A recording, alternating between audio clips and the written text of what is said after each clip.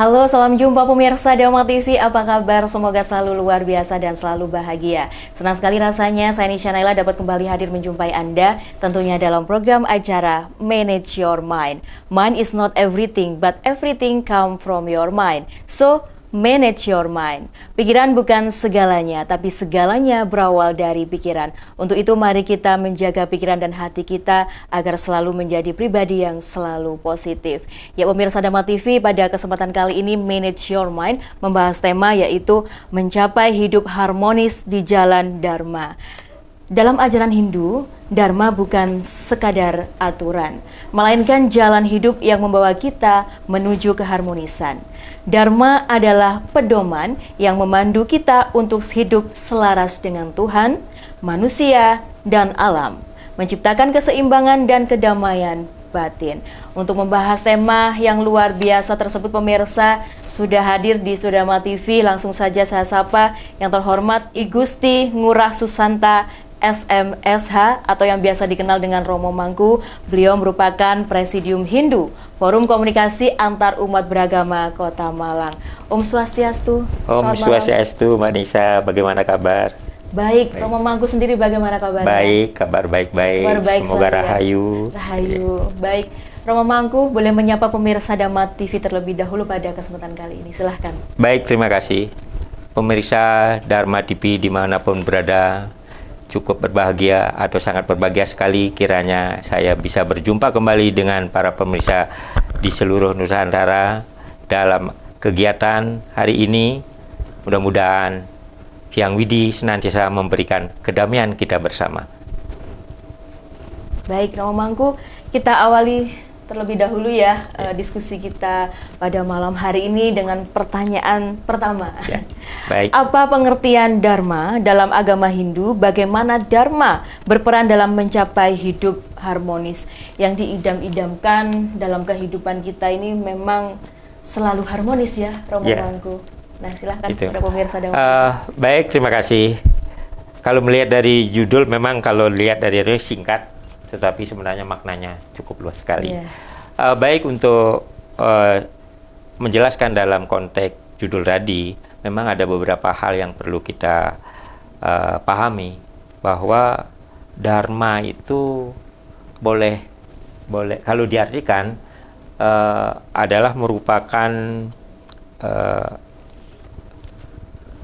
perbuatan yang baik. Atau tuntunan hidup di jalan kebenaran. Itu ada Dharma. Kalau dari bahasanya, memang kata Dharma ini berasal dari bahasa Sanskerta yang artinya adalah kedamaian. Dharma itu kedamaian, kebaikan, boleh juga dikatakan kebenaran itu sendiri. Nah itu. Tapi dikaitkan dengan agama Hindu, Dharma itu bisa berarti kebenaran, bisa berarti agama. Makanya dalam Hindu disebut dengan Hindu Dharma, kan demikian. Itu. Kemudian dalam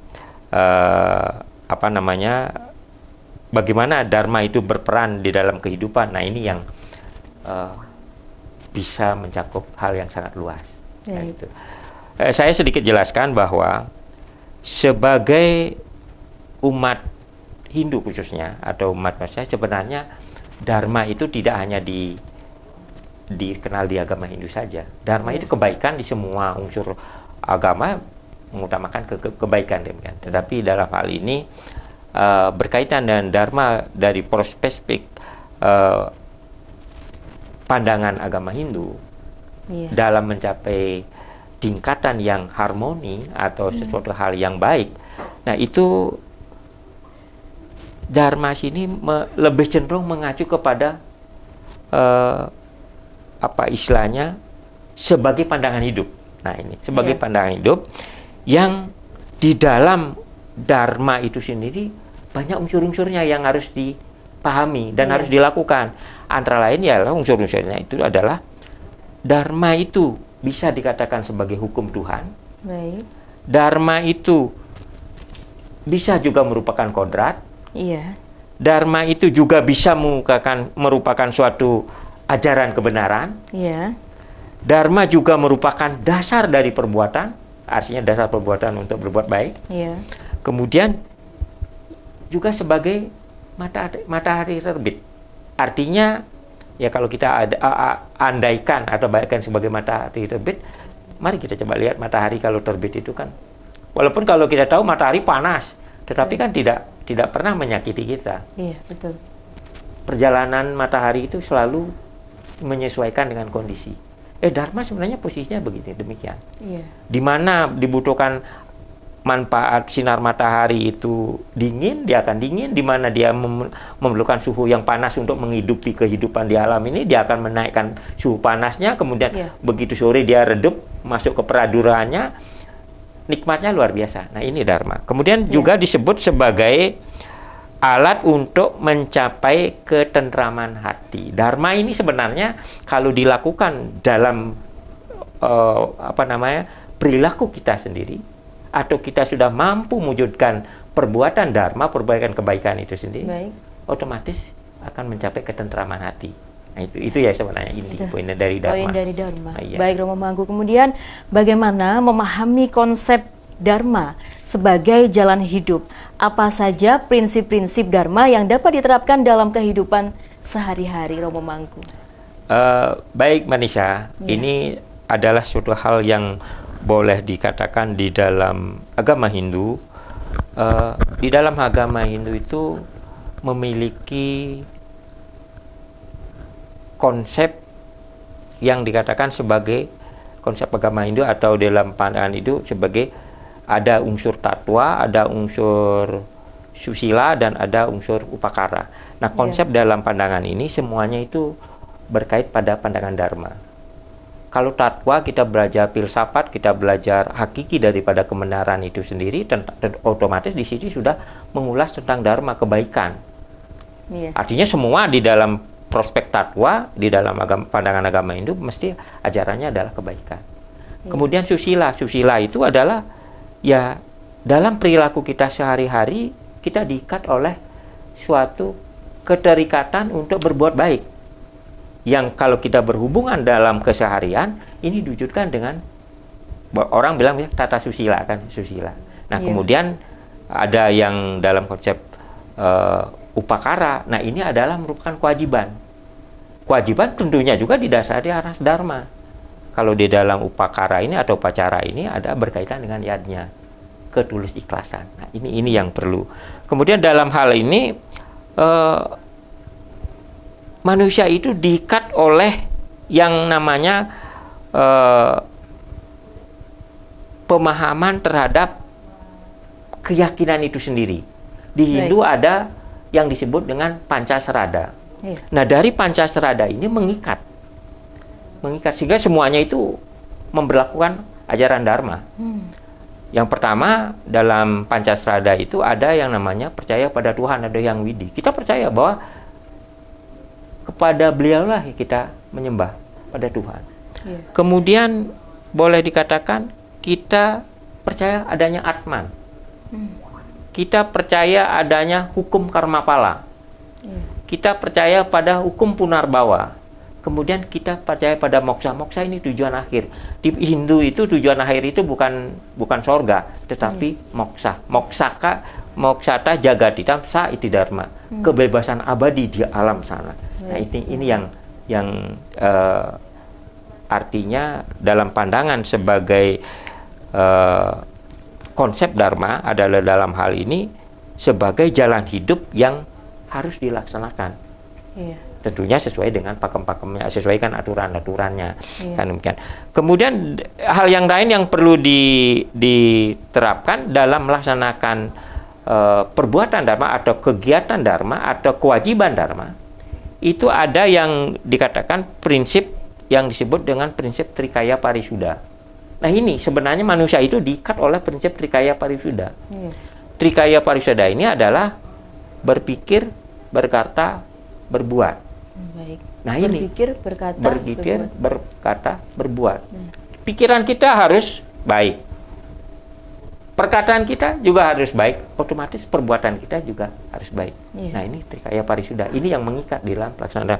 Kemudian di lain hal itu juga ada yang namanya sesuatu dalam diri kita yakini adalah bahwa di dalam melakukan introspeksi atau dalam melakukan kegiatan sehari-hari selalu harus bergerak atau berjalan di atas relnya Dharma atau aturannya Dharma.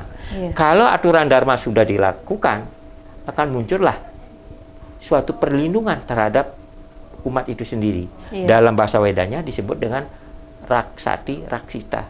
Siapa yang berbuat Dharma, dia akan selalu dilindungi oleh Dharma. Artinya kalau diartikan dalam siapa yang melakukan kebaikan, kebaikan itu akan ada pada dirinya juga. Nah ini yang ada dalam pandangan. Luar biasa ya. Jadi kalau kita melakukan kebaikan, maka kebaikan itu juga yang akan otomatis menjadi penyelamat. Menjadi penyelamat, iya. Baik, wow. Otomatis. Jadi kalau kita sudah berlaku baik, pasti akan dilindungi oleh kebaikan itu sendiri. Baik, luar biasa sekali ya. Kemudian apa perbedaan antara dharma dan keinginan pribadi dan bagaimana cara memastikan bahwa tindakan tersebut selaras dengan dharma? Nah ini maksud dari perbedaan dharma dan keinginan pribadi ini mohon dijelaskan seperti apa, Romo Mangku? Baik, memang dalam dua perbedaan makna ini memang sebenarnya antara dharma dengan keinginan.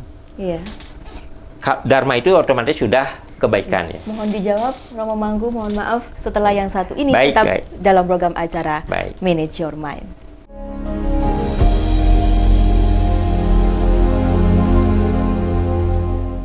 Masih dalam program acara Manage Your Mind bersama saya Nisha Naila dan I Gusti Ngurah Susanta SMSH. Beliau merupakan Presidium Hindu Forum Komunikasi Antar Umat Beragama Malang dengan tema pada malam hari ini yaitu mencapai hidup harmonis di jalan Dharma. Ya Romo Mangku dan pemirsa Dharma TV, pertanyaan saya tadi, apa perbedaan antara Dharma dan keinginan pribadi dan bagaimana cara memastikan bahwa tindakan tersebut selaras dengan Dharma? Ini mohon dijawab lagi. Baik, saya lanjutkan lagi. Dalam pengertiannya antara dharma dengan keinginan, sebenarnya dua hal ini adalah ada pada tatanan yang sama. Dharma dan keinginan. Kalau keinginannya baik, otomatis harus melakukan dharma itu sendiri. Tetapi kadangkala dalam perbuatannya antara dharma perbuatan baik atau ajaran kebaikan dengan keinginan itu kadang-kadang banyak bertentangan karena ada unsur-unsur yang menyebabkan bertentangan. Nah ini apa itu yang misalnya? Kalau dharma, otomatis itu berpatokan pada yang ada namanya Tri Hitakarana, yang ada namanya Tri Kaya Parisuda, yang ada namanya Pancasrada. Ini mengikat, ini ajaran dharma, ajaran kebaikan semua. Ini, itu tentang dharma. Tetapi kalau keinginan, nah keinginan yang timbul dari hati sanubari seseorang, ada dua. Dia inginnya baik, belum tentu akan jalannya mulus baik, tetapi kadangkala inginnya baik tapi ternyata kok jadinya ya artinya keluar dari kebaikan. Nah ini apa sebenarnya ada yang mempengaruhi, ada yang mungkin. Nah kalau pengaruh di dalam kondisi tubuh manusia ini tidak dikemas sedemikian, mesti akan keinginan itu akan cenderung kepada yang berdampak pada negatif. Kalau tidak dikorelasikan dengan apa yang ada di dalam tubuh, di dalam sikap dan perilaku seseorang itu sendiri. Apa yang mengusung-usungnya? Nah, di sini disebut dengan Pancamaya Kosa. Manusia ini diatur oleh yang disebut dengan Pancamaya Kosa. Ini semua orang punya. Nah, ini kalau Pancamaya Kosa ini tidak dimanage sedemikian rupa dengan baik, otomatis inginnya baik, tapi ternyata keluarannya jadi tidak baik. Apa itu Pancamaya Kosa? Saya akan jelaskan satu persatu karena kalau yang dharma tadi kebaikan otomatis hal yang ya boleh dikatakan kalau berbuat baik otomatis realnya sudah jelas kan demikian. Tapi ini yang keinginan ini kadangkala inginnya baik ternyata kok terjadi tidak baik kan demikian. Nah inilah ada yang disebut dengan Pancamaya Kosa. Pancamaya Kosa terdiri dari antara lain yang pertama adalah ada yang disebut dengan Anamaya Kosa. Apa itu Anamaya Kosa? Anamaya Kosa adalah ego. Manisa masih tahu. Kadang-kadang ego seseorang itu kalau egonya itu memang positif, akan baik keluarannya kan. Tapi kalau egonya justru negatif, ya artinya dia lebih cenderung negatifnya lebih banyak, otomatis keluarannya akan negatif. Ini yang menyebabkan kadang-kadang kita terjerumus karena tidak mampu mengendalikan ego itu sendiri. Itu yang disebutkan Anamaya Kosa. Yang kemudian yang kedua adalah pranamaya kosa. Pranamaya kosa itu adalah napas. Nah, kalau napas kita ini ya artinya pada saat kita berinteraksi kan antara hati nurani itu kan menyesuaikan dengan kondisi badan. Jadi kalau kita misalnya tidak mampu untuk melakukan suatu kegiatan, janganlah memaksakan. Ibarat sebagai napas. Kalau kita tidak mau lari 100 kilo atau 100 meter gitu, ya sudah jangan lari 100 meter. Karena napas ya ikuti napas. Kita mampunya jalan ya kita jalan. Mampu lebih cepat saja itu. Itu dengan pranayama. Kemudian ada yang disebut dengan manomaya kosa, pikiran. Tadi ada ego dengan pikiran beda. Pikiran itu ada, boleh dikatakan kalau di sistem komputer itu ada yang namanya prosesor ya. Pikiran inilah yang harus ditata. Baik. Jangan sampai di dalam diri kita sendiri sudah timbul bibit-bibit yang negatif. Iya. Harusnya dalam kehidupan ini pikiran ini harus terjerma dari perbuatan baik atau dharma itu sendiri. Nah, itu pikiran. Kemudian ada namanya wirjana maya kosa, ilmu pengetahuan. Ilmu pengetahuan, kalau orang tanpa ilmu pengetahuan, ya apa artinya hidup di dunia ini? Ya, jelas ilmu pengetahuan. Kemudian yang terakhir ada namanya ananda maya kosa. Ananda maya kosa adalah tingkat memahami tingkatan spiritual. Semua orang memiliki tingkatan spiritual yang berbeda-beda, tetapi tidak bisa memaksakan spiritual orang satu dengan orang lain harus sama. Nah, itu yang harus dipahami. Nah, inilah yang boleh dikatakan antara dharma dengan keinginan sebenarnya sama sebenarnya. Tetapi kalau di dalam tubuh kita tidak siap mengatur unsur-unsur, ada ego, ada alur napas, kemudian ada pikiran, ada ilmu pengetahuan, kemudian ada apa namanya lagi itu yang boleh kita katakan ada tingkatan spiritual. Nah, kalau ini tidak dikemas sedemikian rupa, otomatis keinginan itu akan tidak sesuai dengan dharma nanti. Ya, sama dengan program kita ya, Manage Your Mind ya. Jadi menata pikiran begitu ya. Salah satunya jadi, dengan yang sudah dijelaskan Romo Mangku tadi. Baik, Romo Mangku, saya lanjutkan lagi dengan pertanyaan, bagaimana caranya meneladani tokoh-tokoh Hindu yang terkenal? Maksud saya adalah yang dikenal karena ketaatannya terhadap dharma. Ini kalau kita misalnya otomatis memang kalau di dalam kita berinteraksi di dalam masyarakat, kita acuannya kan meneladani yang tokoh-tokoh yang sudah berbuat baik atau yang sudah dalam hal ini boleh dikatakan sudah nyata-nyata tingkah perilaku perbuatannya itu kita bisa tiru. Kita harus sebenarnya banyak contoh yang kita jangan jauh-jauh. Mari kita mencoba.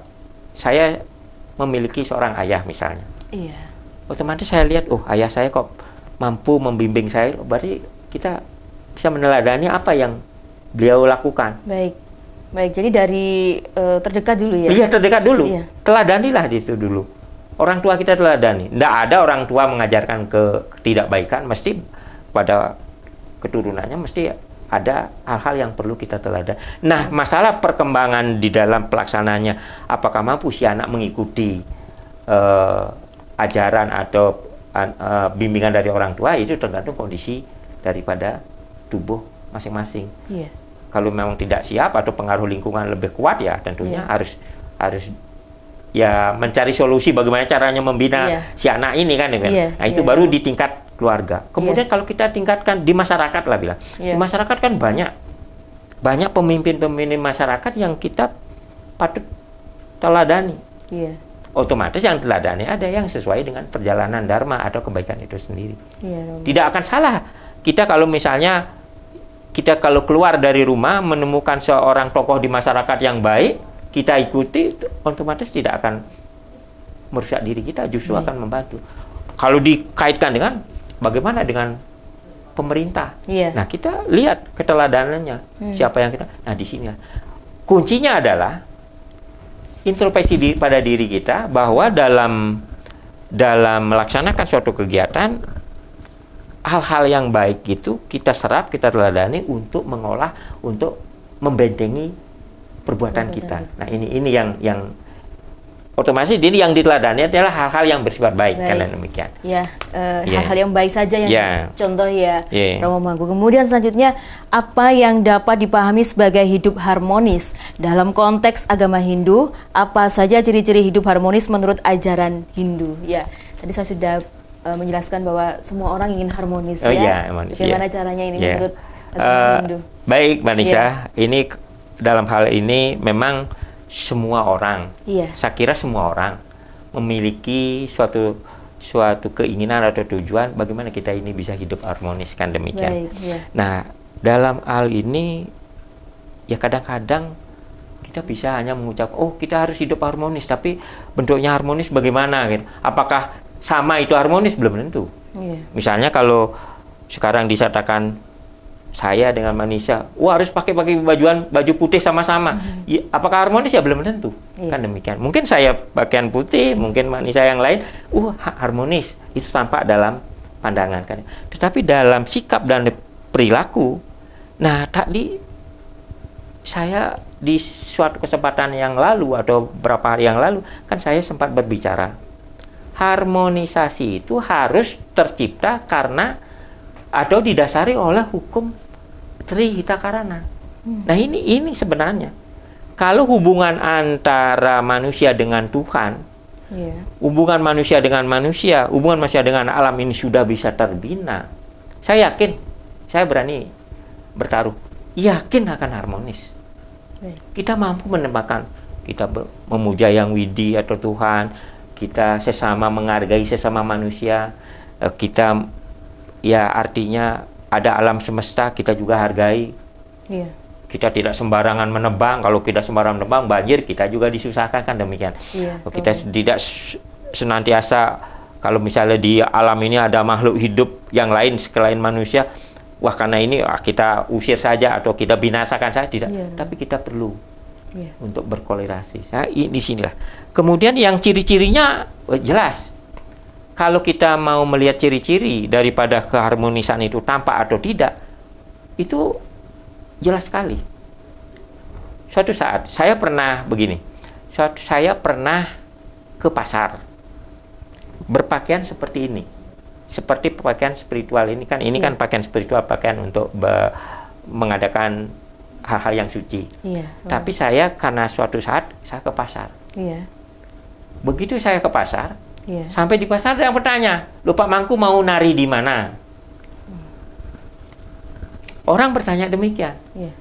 Berarti dalam hati saya sudah berpikir, wah saya nggak harmonis ini. Di mana tidak keharmonisannya? Tahu orang pasar ini adalah pakaian untuk ibadah.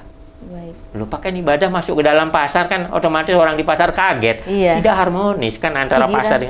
Nah itu disitulah saya diingatkan. Oh iya berarti ini ada suatu hal. Saya inginnya sesuatu ke pasar karena ada kebutuhan, tetapi di masyarakat atau di dalam pasar itu sendiri tidak merasakan ada keharmonisan. Baik, persepsinya lain ya. Lain ya, karena pakaian ini kan orang suci ya sebenarnya itu minta doa kan demikian. Baik, Romo Mangku kita lanjutkan lagi setelah yang satu ini, tetap dalam program acara Manage Your Mind.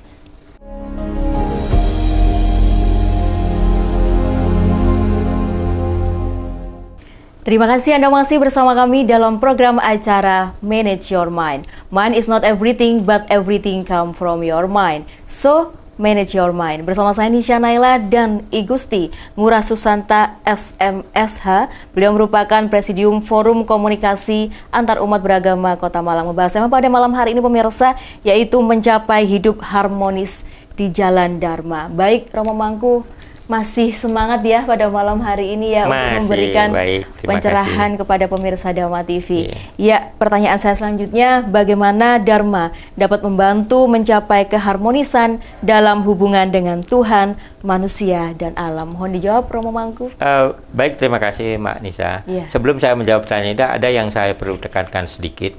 Di dalam korelasi antara hidup harmonis ini, kita harus paham dulu dengan perbedaan. Ada dua perbedaan yang harus kita pahami, yang disebut dengan Rua Beneda. Rua Beneda adalah dua unsur yang berbeda. Apa itu? Misalnya ada hitam, ada putih, ada siang, ada malam. Nah, disinilah untuk menampakkan keharmonisan, kita harus mampu untuk menata. Salah satu contoh misalnya, saya diundang ke tempat pesta. Nah, kalau saya datang ke tempat pesta hanya pakai pakaian celana pendek, sandal jepit, kan tidak harmonis. Betul. Kebahagiaan di sana tidak akan tampak. Tetapi kalau, wah ini saya datang ke pesta, saya mencoba untuk pakai pakaian yang sesuai dengan pesta yang diadakan. Begitu saya diterima oleh si penerima tamu, sudah ada penyambutan, masuk kepada yang punya hajat, saya diterima dengan baik, saya bisa mengucapkan, memberikan ucapan selamat. Nah, disinilah yang dikatakan harmoni. Itu suatu hal. Tetapi sekarang bagaimana dengan kehidupan kita? Kehidupan kita kalau mau harmoni, harus ada unsur saling harga menghargai. Nah, itu di dalam pandangan itu memang unsur wo benede itu harus benar-benar dipahami. Karena memang perbedaan jangan diartikan begini, ada dua hal yang berbeda dapat dilakukan oleh siapa saja dengan sifatnya sendiri, tidak. Harus mampu menunjukkan di mana tempat perbedaan itu dan di mana bisa disatukan perbedaan itu. Nah, itu. Kalau memang berbeda tetapi bisa disatukan, timbullah keharmonisan. Berbeda, tidak bisa disatukan, jangan disatukan. Masing-masing jalan harmonis. Kan nah itu.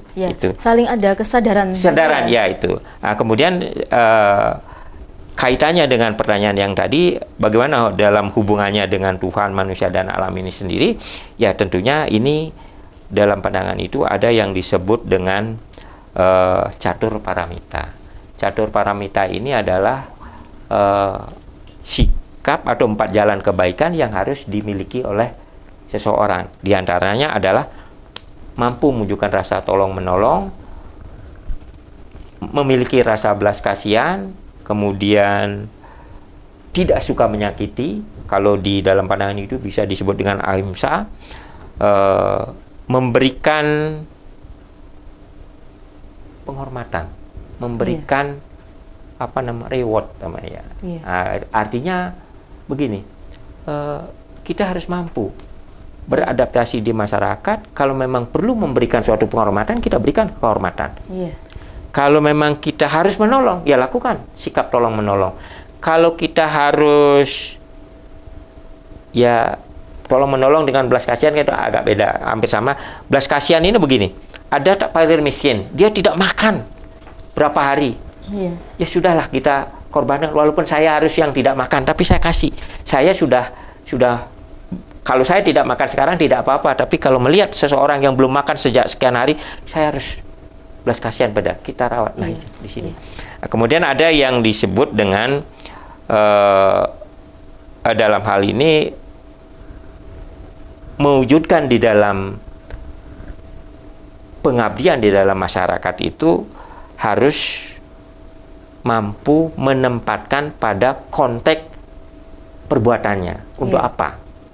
Kalau memang sudah tahu konteks perbuatan kita untuk apa dan kepada siapa dan di mana kita lakukan, lakukanlah ajaran yang tadi saya sebutkan itu yang disebut dengan catur paramita.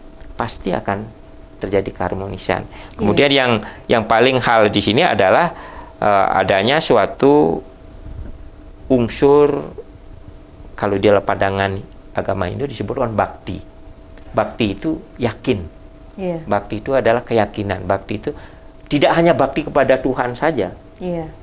Kepada sesama, kalau kita bisa mewujudkan sesuatu hal yang bersifat positif, artinya kita bisa mewujudkannya tanpa beban.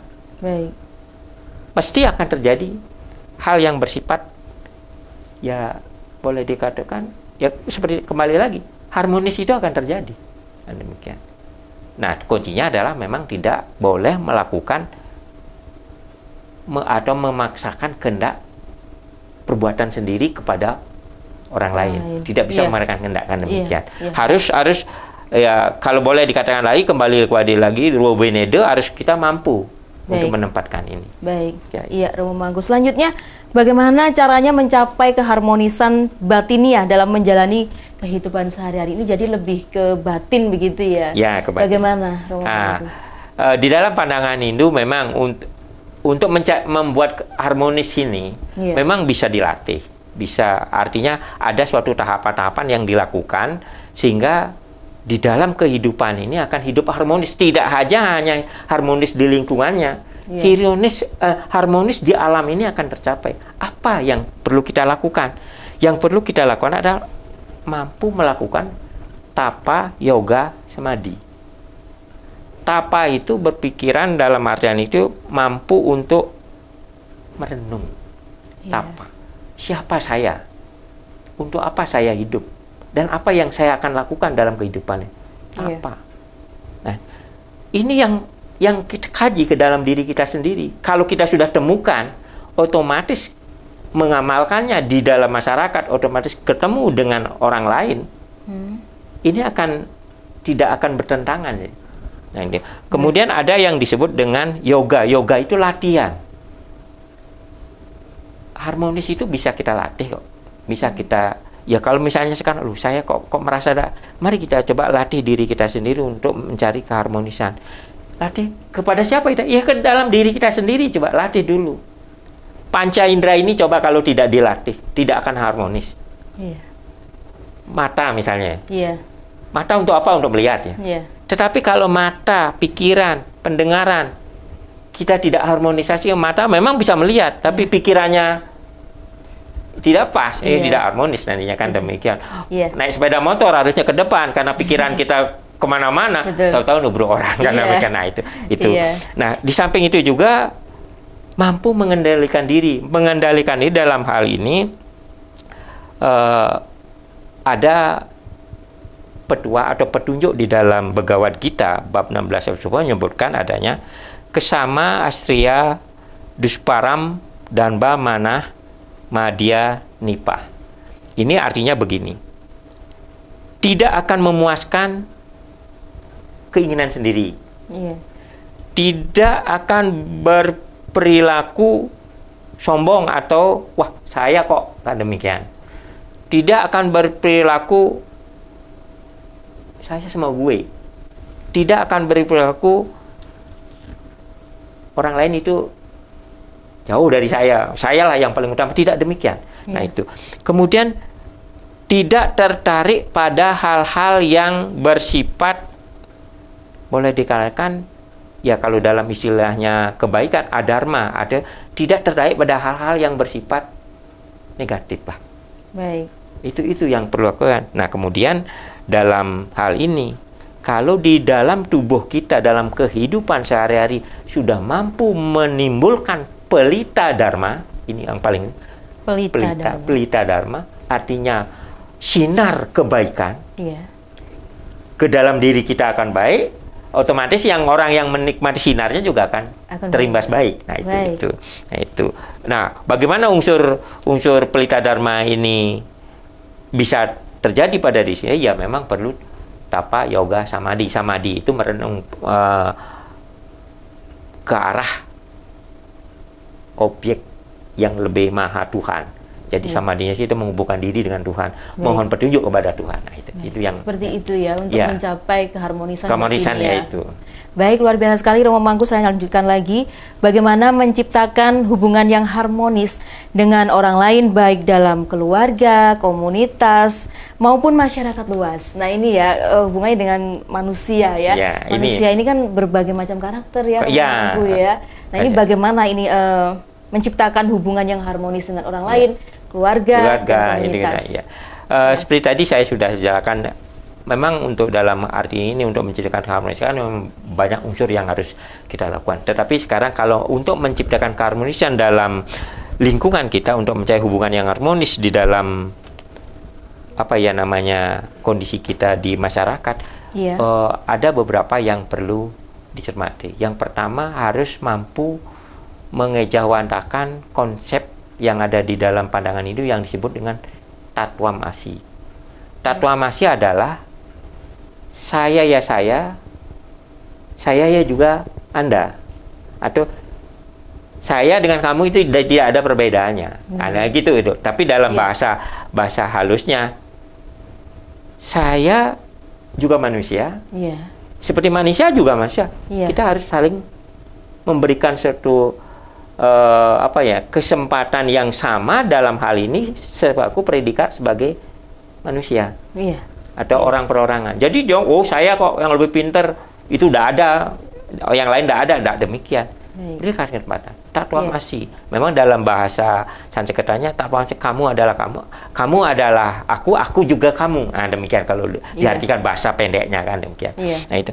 Kemudian di dalam Weda juga menganjurkan suatu hal yang bersifat Wasudewa Kuntumbakem. Apa itu Wasudewa Kuntumbakem? Semua ini adalah keluarga.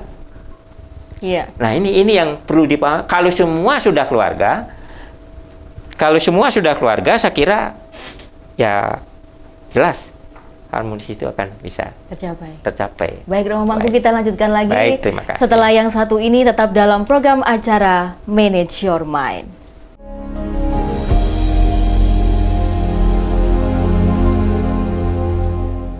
Terima kasih Anda masih bersama kami dalam program acara Manage Your Mind bersama saya Nisha Naila dan I Gusti Ngurah Susanta SMSH. Beliau merupakan Presidium Hindu Forum Komunikasi Antar Umat Beragama Kota Malang. Pemirsa Dhamma TV, karena program acara Manage Your Mind ini juga akan tayang di channel YouTube Dhamma Televisi, saya mohon komentar positifnya dan jangan lupa like, komen, dan subscribe. Iya. Kita lanjutkan lagi, Romo Mangku. Baik, terima kasih. Dengan pertanyaan saya selanjutnya.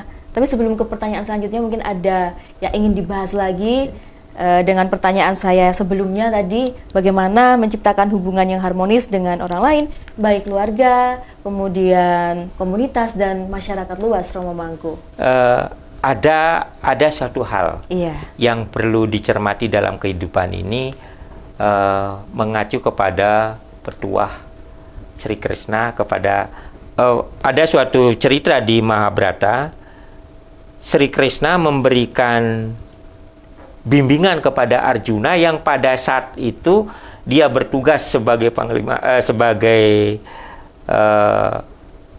kesatria untuk berperang, tapi dia tidak mau berperang karena yang dihadapi itu adalah guru-gurunya kan demikian. Tetapi Sri Krishna di sana memberikan suatu petuah yang dalam konteksnya menjelaskan tentang harmonisasi. Baik. Karena gini, di dalam pandangan atau di dalam konteks petuahnya Sri Krishna pada Arjuna itu, saya dapat petik. Jika seseorang sudah mampu melakukan sesuatu sesuai dengan predikatnya, kemudian menempatkan yang di depan itu adalah bertentangan dengan Dharma itu sendiri, harus dilakukan pemusnahan. Artinya begini, memang si Arjuna pada saat berperang akan menghadapi gurunya. Secara konteks Dharma, masa guru dijak berperang? Tetapi dalam konteks seorang kesatria, tugasnya memang berperang, mengenyahkan adharma, mengenyahkan musuh. Siapapun yang di depan menyatakan sebagai musuh, ya harus lawan oleh yang dikatakan sebagai kesatria, kan demikian. Nah, ini petuah ini yang boleh dikatakan, kalau dalam apa hubungannya dengan harmonisasi, sebenarnya gampang begini. Kalau sudah bisa menempatkan, tadi itu saya contohkan yang jelas-jelas bertentangan dalam konteks Dharma, ya masa gurunya diajak berperang kan. Tetapi kan kalau mau menciptakan alam ini harmonis antara manusia dengan alam, antara manusia dengan manusia, apalagi dengan manusia dengan Tuhannya itu sendiri, ada jalinan harmonis, itu memang ya boleh dikatakan harus mampu untuk mengendalikan diri, ada pengendalian diri, mampu introspeksi sendiri. Nah, seperti saya katakan tadi, ada yang namanya tatwamasi, ada yang namanya di dalam Weda disebutkan sebagai Wasudewa Kutumbaka, adalah saudara semua. Kemudian yang paling harus diyakini di dalam kita sebagai berperilaku dalam kehidupan masyarakat, harus mampu mengamalkan triguna. Triguna itu apa? Satwam, rajas, tamas. Harus ditempatkan ini tiga-tiganya. Di mana berpikiran positif ditempatkan pada sesuatu hal yang positif. Boleh dikatakan kalau satwam ini akan menghasilkan perbuatan yang baik. Kalau rajas ditempatkan pada suatu kekuatan yang baik, dia akan menghasilkan kekuatan yang baik, tetapi tidak dalam konteks artinya jika sesuatu segalanya berdasarkan kekuatan akan selesai, tidak. Tetapi ya seperti contoh, kalau berperang memang menonjolkan kekuatan, ya akan di situ harus perlu rajas. Artinya power di sini harus dimanfaatkan. Kemudian tamas, malas. Nah, malas ini kadang-kadang begini. Jangan melakukan perbuatan itu, kok malas sekali kan demikian. Yeah. Jangan.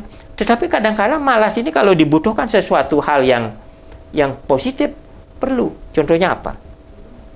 Misalnya sekarang. Yeah.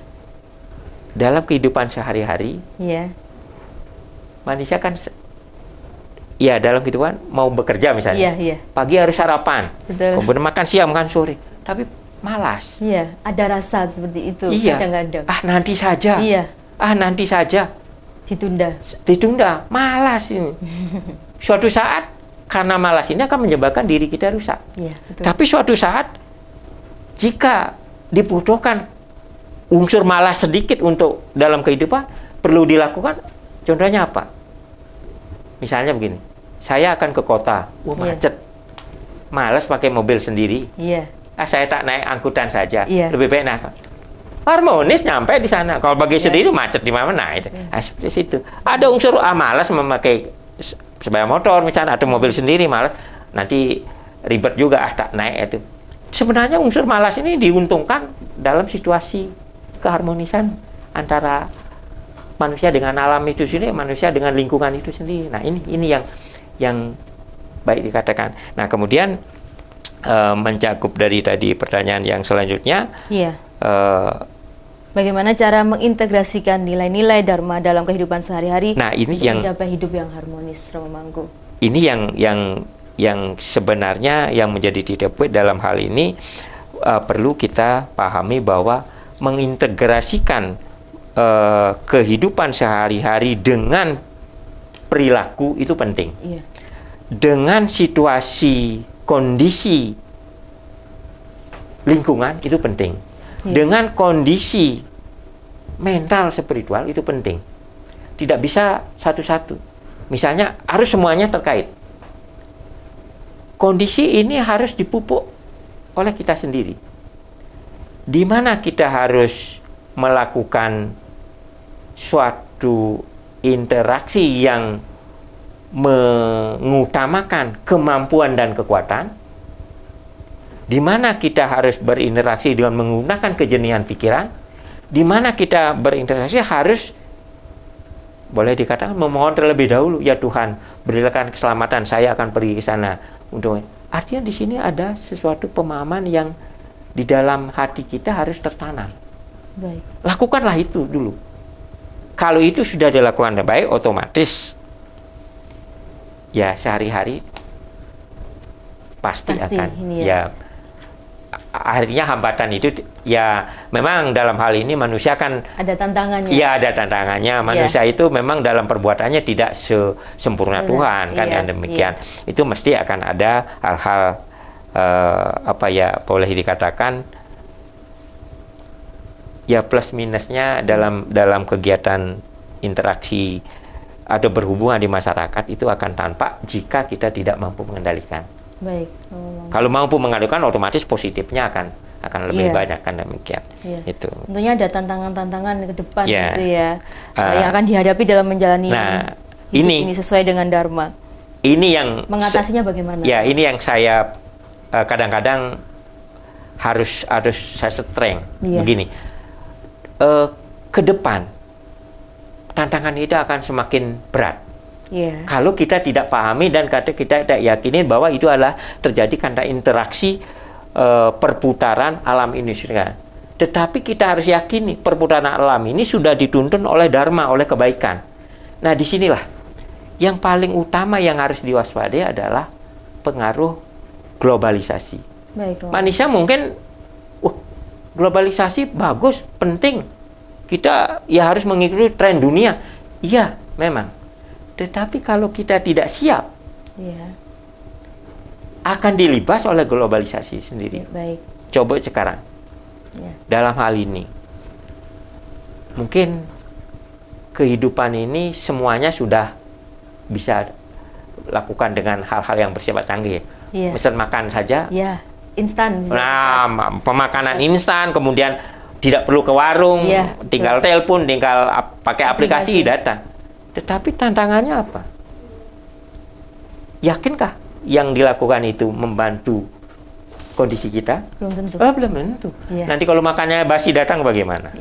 Karena kita tidak melihat dulu, tahu-tahu datang. Ruginya 2 kali. Sudah bayar tidak bisa dimakan. Atau mungkin suatu saat makanan yang dikirim ini karena tidak di packing dengan baik, tidak higienis, kita kena terima. Nah, ini Nah, tantangan yang harus kita lakukan adalah jangan dalam hal ini yang paling utama, jangan kita berperilaku mundur atau lemah, atau jangan kita berperilaku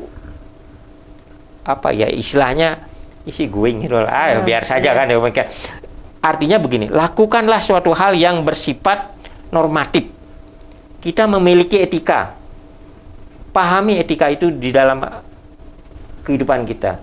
Kita memahami, kita diliputi diikat oleh sosial kemasyarakatan. Pahami apa sosial di masyarakat itu. Kemudian kita memiliki adat budaya. Mampukah kita mengamalkan adat budaya sesuai dengan konteksnya dan sesuai dengan kenyataan di masyarakat? Contohnya misalnya Mak Nisa suka berpakaian batik.